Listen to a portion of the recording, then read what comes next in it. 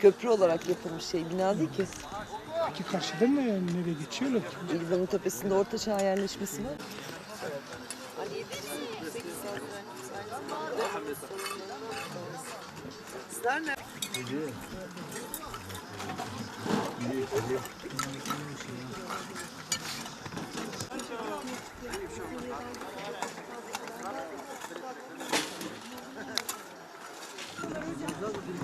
Şimdi burada ne oluyor?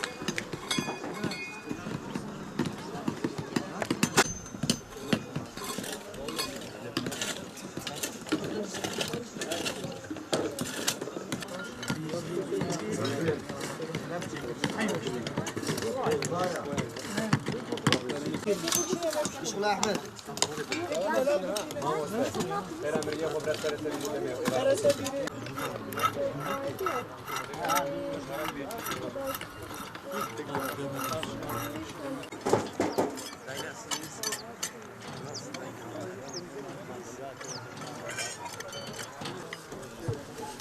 Dur, fazla zorlama diğer yerlerde gider.